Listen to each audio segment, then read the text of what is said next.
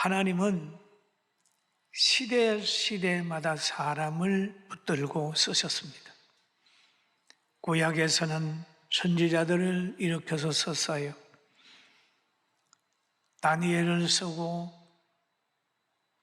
예레미야를 쓰고 이사야를 쓰고 엘리야를 썼습니다. 그 시대마다 하나님께서는 사람을 썼어요. 그런데 초대교회에서는 보면 베드로를 세웠고 요한을 세우고 바울 사도를 세우고 등등 많은 사도들을 세워서 복음을 전했습니다. 그런데 오늘은 하나님이 바울 사도에게 은혜를 줘서 데살로니가 교회를 세우고 그 교회를 사랑해서 편지하고 그들이 그리스도의 인격을 가지고 그리스도의 인의 삶을 살고 행복하게 되도록 하는 내용이 오늘 성경에 기록되어 있습니다. 아비의 마음으로 자녀에게 하던 내가 너희를 권면한다, 위로한다, 경계한다 이렇게 하십니다. 그럼 하나님께서는 교회를 세운 다음에 하나님의 말씀을 통해서 권면합니다. 그 다음에 위로합니다. 병들었느냐? 좌절하지 마라. 고통당하느냐? 좌절하지 마라. 라고 하는 하나님의 위로가 우리 신자들에게 있습니다. 또 어떤 일을 하려고 할 때 경계하면서 그거 하지 마라. 그리고 하나님 앞에 합당하게 행해라. 라고 하는 교훈을 쭉 하고 있습니다. 그리고 바울은 믿음의 아들 디모데를 향하여 그럽니다. 모든 성경은 그럽니다. 우리가 보면 신구약 성경은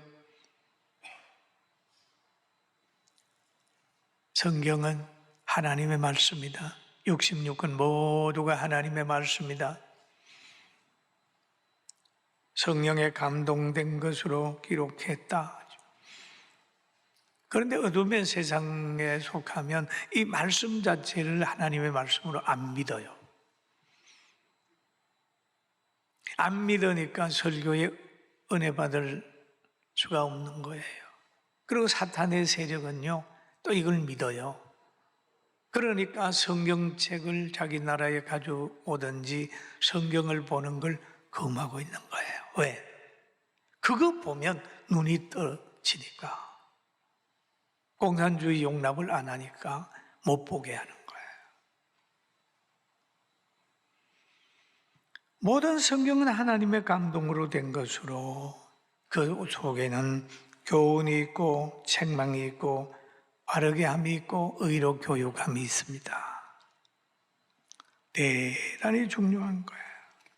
우리의 눈을 밝게 하고 바른 길을 가게 하고 바른 가치관을 가지게 하고 선악을 분별하게 하는 것이 있습니다. 그리고 하나님의 능력을 이 땅에 끌어내리는 거죠. 왜냐하면 여러분 자녀가 어떤 곳이나 조직에 들어가면 여러분의 생각이 여러분의 능력이 거기에 임하게 되어 있습니다. 왜? 자녀가 거기에 있기 때문에. 그러면 부모는 자녀가 들어있는 그 곳을 보호하게 되어 있습니다. 그런 것처럼 예수 믿는 사람이 이 땅에 많이 있으면 하나님이 그 땅을 보호하는 거예요. 그러니까 독재자나 공산당이 있는 그곳에 하나님의 사람이 들어가 있으면 하나님이 간섭하기 때문에 공산당 못해요. 독재 못해요. 그러니까 그거를 알기 때문에 배척을 하고 교회를 없애는 거예요. 대단히 중요해요. 우리가 구약에서도 보잖아요.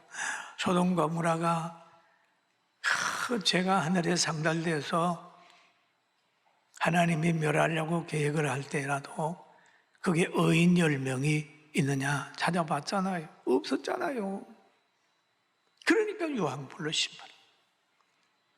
여러분, 교회가 또 성도들이 빠르게 서면 가정도 보호받고 지역도 보호받고 이 사회가 보호받는 줄 알고 늘 하나님께 합당한 자로 살아갑시다. 할렐루야.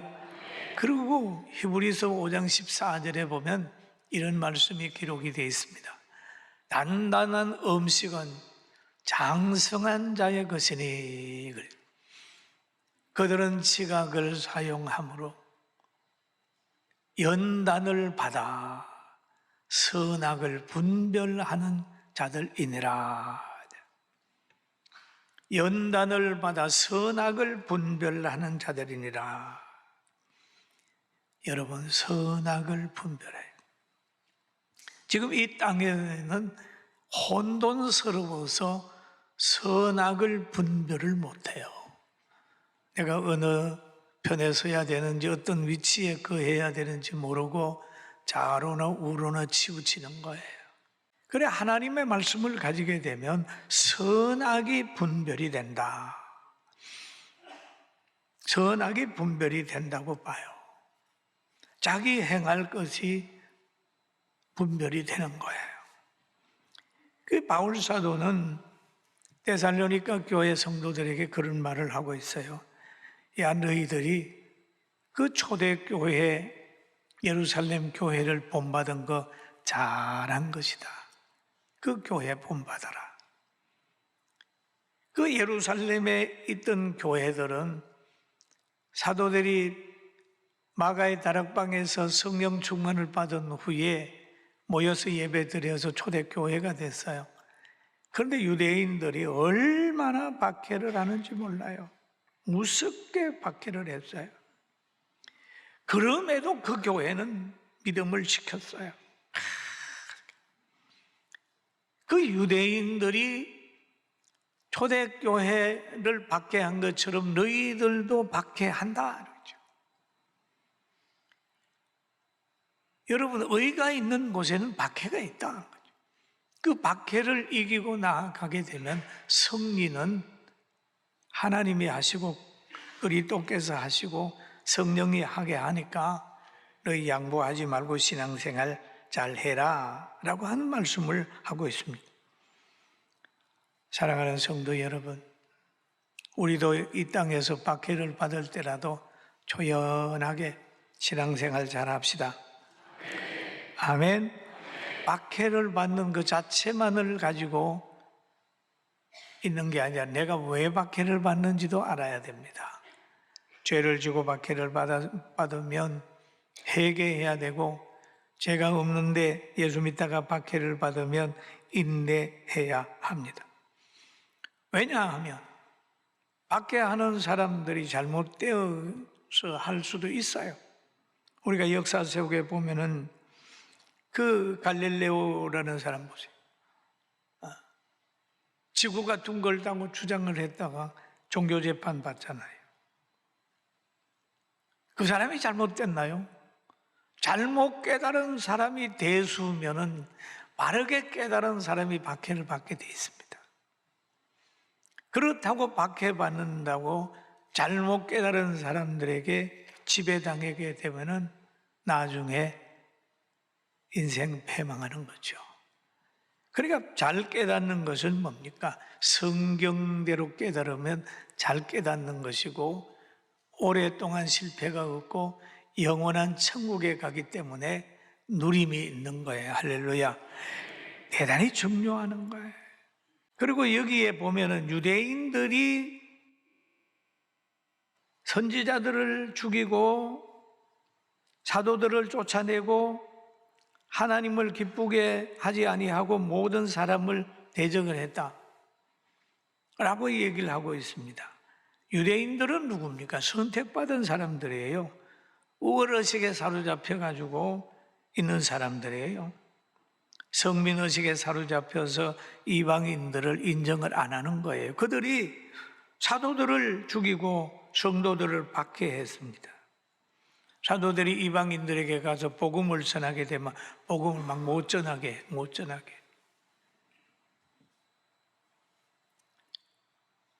그리고 구원운동을 방해하면서 하나님 앞에 뭐를 쌓느냐 하면 늘 죄를 쌓았습니다. 죄를 쌓았어요. 그 결과 뭡니까? 예루살렘이 저 다른 나라에게 지배당하게 하고 유대인들이 세계적으로 가장 많은 순환을 당한 민족이 되어버린 거예요. 여러분, 그렇게 알고 우리는 구원 사역을 방해하는 사람이 되지 않기를 주의 이름으로 축원합니다. 그래서 여기에 보면 형제들아 우리가 잠시 너희에게 떠나는 것은 얼굴이요 마음이 아니니 너희 얼굴 보기를 열정으로 더욱 힘쓰노라. 그러니까 바울 사도와 데살로니가 교회의 성도 관계는 서로 자꾸 얼굴 보기를 원하는 거예요. 얼굴 보기를 원하는. 얼굴은 같이 있는데 마음이 떠난 사람이 있을 수 있어요. 서로 같이 있으면서도 그림자 보듯 하고 그런 사람이 있어요. 그러나 얼굴은 좀 떨어져 있지만은 가장 마음으로 서로 통하는 사람도 있을 수 있는 거예요.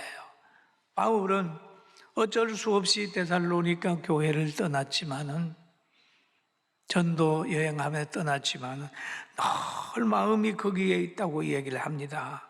내가 얼굴은 떠났지만은 마음은 너희와 함께 있어 라고 했죠.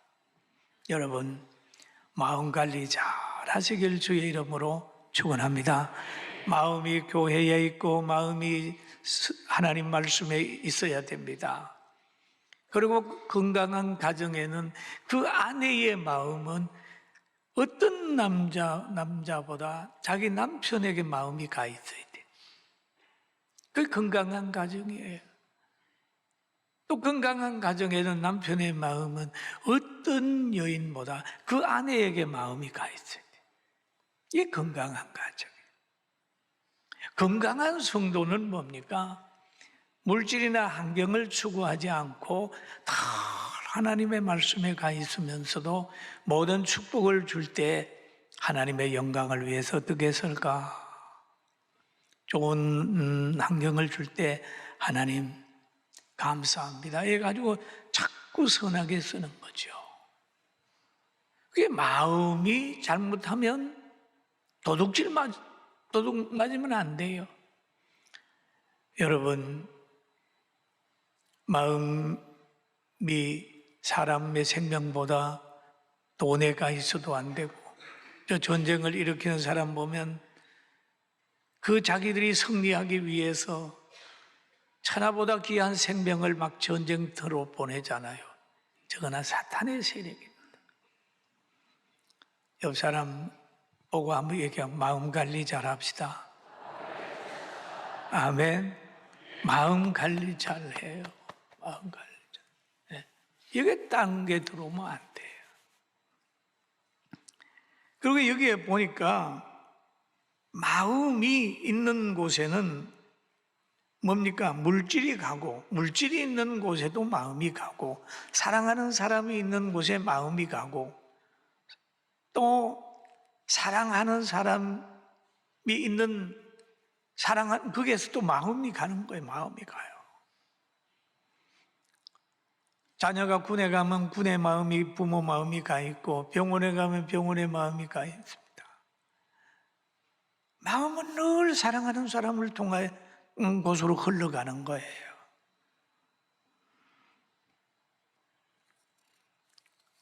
여러분의 마음이 지금 어디에 머물고 있습니까? 이 바울 사도는 데살로니가 전서 2장 8절에 이렇게 얘기를 합니다. 우리 같이 한번 볼까요? 우리가 이같이 너희를 사모하여 하나님의 복음뿐 아니라 우리의 목숨까지 너희에게 주기를 기뻐함은 너희가 우리의 사랑하는 자 됨이라. 사랑하는 자를 위해서는 뭡니까? 목숨까지도 주기를 원했다. 얼마나 멋있는 분이에요. 진정한 목회자 중에 목회자예요. 나는 이분의 바울의 목회가 참 마음에 들어요. 그 다음에 빌립보서 1장 7절에도 이렇게 얘기를 하죠. 내가 너희 무리를 위하여 이같이 생각하는 것은 마땅하니 이는 너희가 내 마음에 있음이며 나의 매임과 복음을 변명함과 확정함에 너희가 다 나와 함께 은혜에 참여한 자가 됨이라. 그렇게 했죠. 감옥에 갇혀 있으면서도 밖에 있는 성도들에게 희망의 편지를 보내는 거예요. 왜? 그런 공간의 환경에 지배를 받지 않습니다. 과거에 어떤 부목사 한 분이 우리 교회에 근무하실 때가 있었어요. 한 10몇 년 됐습니다. 어느 날 신방을 갔다 와서 목사님, 이상합니다. 뭐가 이상해? 어느 집사님 집에 갔더니 너무너무 가난하게 삽시다. 그 집에서 과일을 하나 주는데도 접시가 없어서 어떤 뚜껑에다가, 남비 뚜껑에다가 잘라주는데 들어갈 데도 없고, 그런데 밖에 나오면 환하게 웃고 그럽니다. 그렇게 얘기를 해서 그게 신앙이다. 야, 대단하네요. 여러분, 우리가 가난에 지배되고 환경에 지배되면은 그거는 진정한 신자의 능력이 아니에요. 어떤 사람들은 잘 살다가 또 가난하게 돼서 좀 작은 집으로 이사하면 사람들이 오는 걸 싫어하잖아요. 그럴 필요 없어요. 있는 대로 다 환경을 누리는 거예요. 가난하면 어때요? 저는 개척할 때 제 아내가 시장을 갑니다.